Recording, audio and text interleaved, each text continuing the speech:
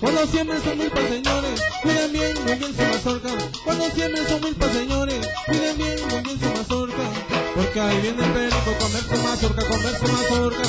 Porque ahí viene el perico, comer su mazorca, comer su mazorca. Pero yo les voy a enseñar cómo van a espantar al perico.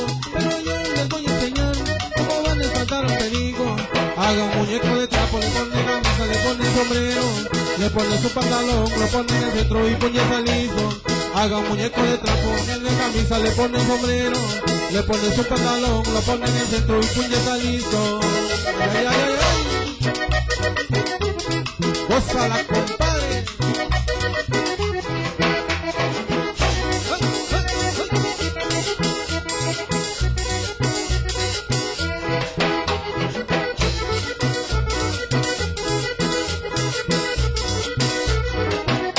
Si el muñeco no asusta al perico, va a tener que asustarlo usted mismo. Si el muñeco no asusta al perico, va a tener que asustarlo usted mismo. Agarre su resortera, aviéntele cohete o tírele piedra. Agarre su resortera, aviéntele cohete o tírele piedra. ¡Ay! Y ese sabor, el río. Eso.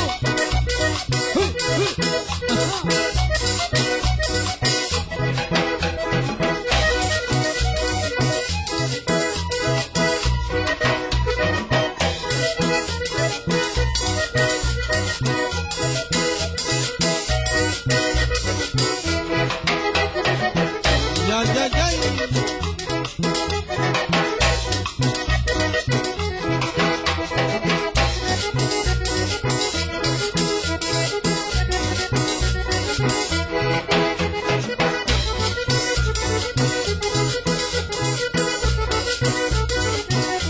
Si el muñeco no asusta al perico, va a tener que asustarlo usted mismo. Si el muñeco no asusta al perico, va a tener que asustarlo usted mismo.